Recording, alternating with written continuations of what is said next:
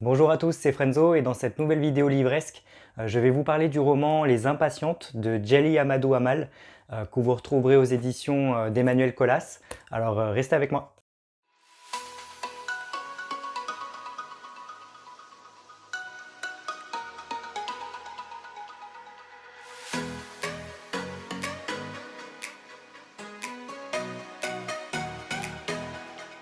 Avant de vous parler du roman Les Impatientes, je vais vous parler un petit peu de l'autrice Djely Amadou Amal. C'est une écrivaine camerounaise qui a fondé l'association Femmes du Sahel, qui œuvre pour l'éducation et le développement des femmes dans le nord du Cameroun. Elle a déjà publié plusieurs romans, dont celui de Walandé, L'art de partager un mari, que vous retrouverez aux éditions Ifriqiya, et aussi ce roman Les Impatientes, que vous retrouverez aux éditions d'Emmanuel Colas. Les Impatientes de Djely Amadou Amal a d'ailleurs reçu le prix Goncourt des lycéens début décembre 2020. Non sans essuyer quelques critiques négatives comme à chaque fois avec ce genre de récompense. Alors, de quoi parlent Les Impatientes sans vous divulgacher l'intrigue? Il est intéressant, avant de parler du roman et de son histoire, de comprendre qu'il est inspiré de faits réels et que les trois femmes principales qui sont les héroïnes de ce roman, ce qu'elles vivent en fait, ce sont des situations qui existent encore aujourd'hui dans certains pays du monde. L'histoire nous plonge directement dans l'enfer de la vie de trois femmes, Ramla, Hindou et Safira, qui vivent au Cameroun donc, et qui vont se retrouver du jour au lendemain mariées à des hommes qu'elles n'aiment pas. Tout simplement parce que leur famille et les futurs maris en ont décidé ainsi,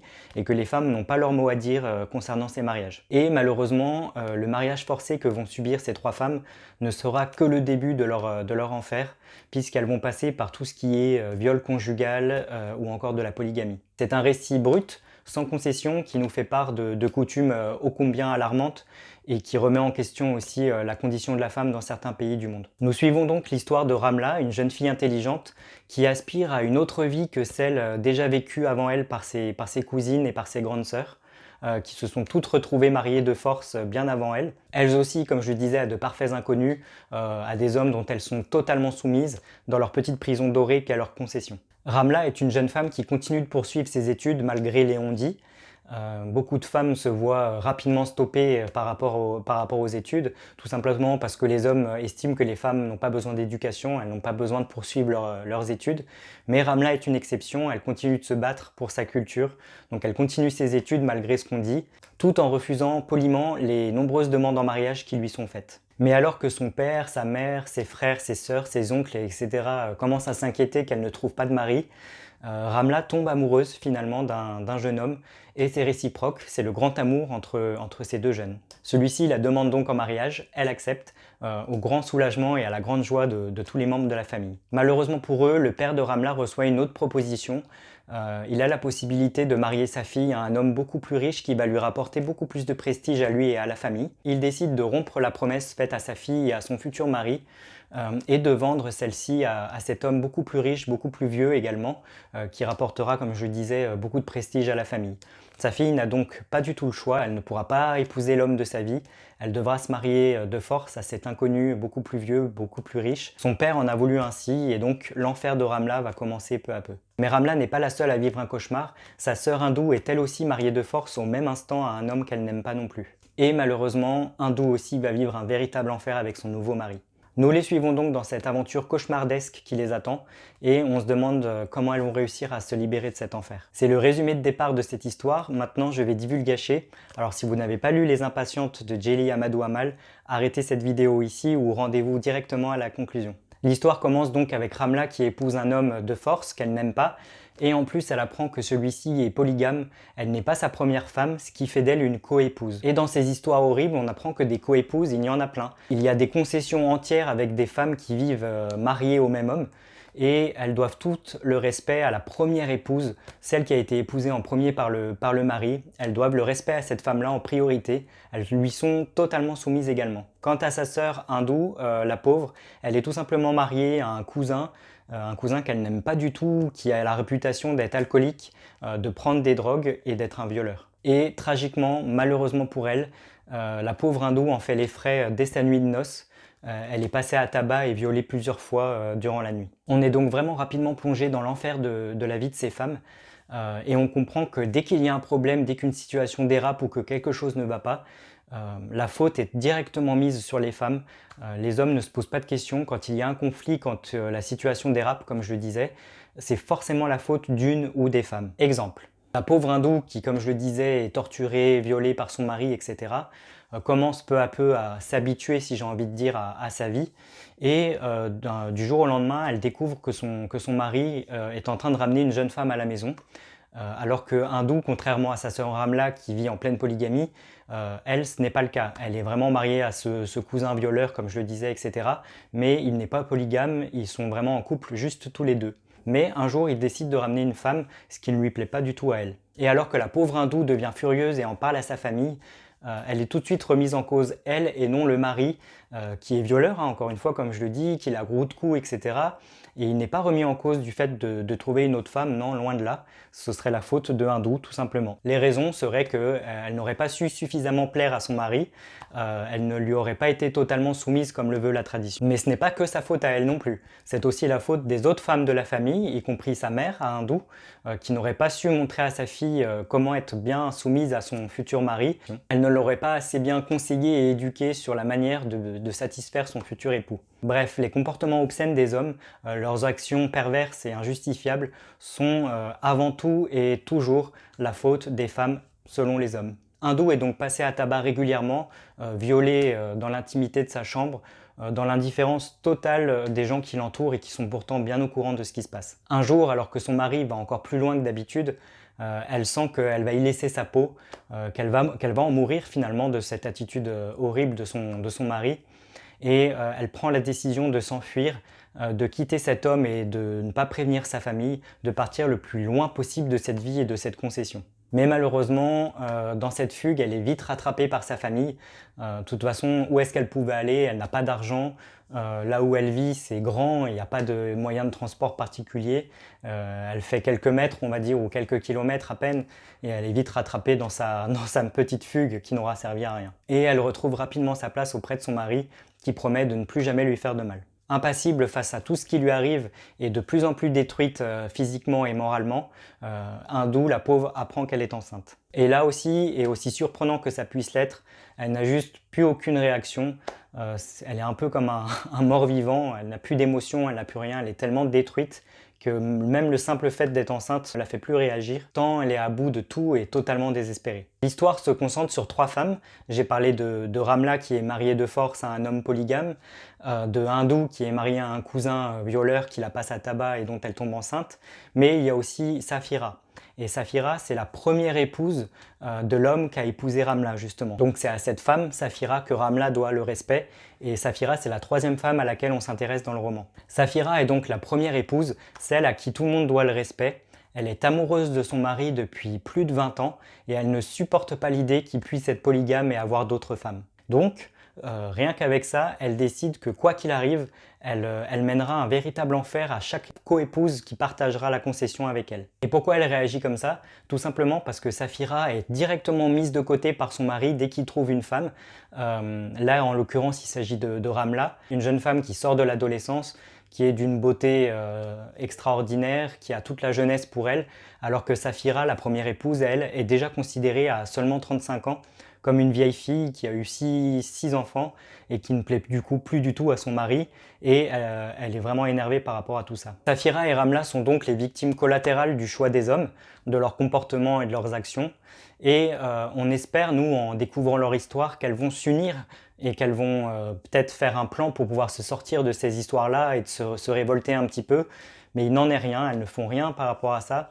Non, leurs conditions les obligent à se détester mutuellement, et au lieu de se rebeller comme on espère qu'elle pourrait le faire, il n'en est rien. Saphira est en colère, comme je le disais, contre son mari, certes, qui la repousse après 20 ans de bons et loyaux services, mais sa colère est surtout focalisée sur sa jeune nouvelle épouse, Ramla. Et elle est bien décidée à se débarrasser d'elle par tous les moyens possibles et imaginables qui lui passent par la tête. Et encore une fois, ce qu'il faut bien comprendre pour essayer de se mettre dans la tête de Saphira à ce moment-là, parce qu'on aime beaucoup Ramla, on n'a pas envie qu'elle se jette dessus et qu'elle lui fasse des choses horribles, mais il faut comprendre que Saphira, Elle est amoureuse de son mari depuis 20 ans, elle a eu 6 enfants avec lui et qu'elle n'a jamais connu la polygamie et donc du coup pour elle c'est juste impossible, ce serait la honte par rapport aux autres femmes, par rapport aux autres familles de voir qu'elle est rejetée et que du coup son mari en préfère une beaucoup plus jeune. C'est d'autant plus triste que comme je le disais, son mari la considère déjà comme une vieille fille à 35 ans et qui ne s'en cache pas et il est très content de ramener une jeune à la maison avec qui il pourra coucher et avoir une nouvelle vie. Et donc, même si cette femme-là lui devra le respect, Saphira n'en veut pas. Elle veut retrouver sa vie d'avant et garder la face par rapport à tout le monde. Et juste pour rappeler que Ramla sort de l'adolescence, Saphira a seulement 35 ans, et même si elle est considérée comme une vieille fille, et le mari, le mari, lui, il en a 50. Mais les hommes, du coup, sont considérés comme étant fertiles jusqu'à 70-75 ans, et donc toujours aussi fougueux et pleins de vie comparé aux femmes qui sont vite considérées comme vieilles filles après plusieurs grossesses. Oui, alors qu'une femme ne peut se marier qu'une fois et peut être répudiée assez facilement, un homme, lui, peut se marier jusqu'à la fin de sa vie sans aucun souci. C'est un droit divin qui leur est accordé et la femme n'a juste pas du tout son mot à dire là-dedans. C'est pour ça qu'il épouse rapidement Ramla qui vient juste de sortir de l'adolescence, ce qui anéantit Saphira, qui se rend même pas compte que la jeune coépouse subit la même chose qu'elle, c'est une victime tout autant qu'elle. Non, elle ne s'en rend même pas compte. Saphira décide donc de se débarrasser de Ramla, la nouvelle coépouse, par tous les moyens possibles, comme je le disais. Et nous, en tant que lecteurs, on s'imagine déjà les plans qu'elle va pouvoir mettre en action pour essayer de se débarrasser d'elle. Mais ça ne se passe pas exactement comme on pourrait le penser. Comme Saphira est issue d'une famille où ils sont tous extrêmement croyants, elle va d'abord se diriger vers des marabouts et des espèces de sortilèges comme ça, de potions, etc. pour essayer d'écarter sa rivale et de faire revenir son époux. Et du coup, dans toute cette tristesse, dans toute cette horreur que vivent ces femmes au quotidien, on se prend quand même à sourire par rapport à ça, par rapport à ces traditions, par rapport à tous ces sortilèges jetés les uns contre les autres pour espérer faire revenir la chance. Ça fait vraiment sourire parce qu'ils y croient tous vraiment, vraiment beaucoup. Et nous, en tant que lecteurs, si on n'y croit pas trop, forcément on se dit que ces actions vont mener nulle part. Et du coup, le sourire est de courte durée puisqu'effectivement ça ne fonctionne pas.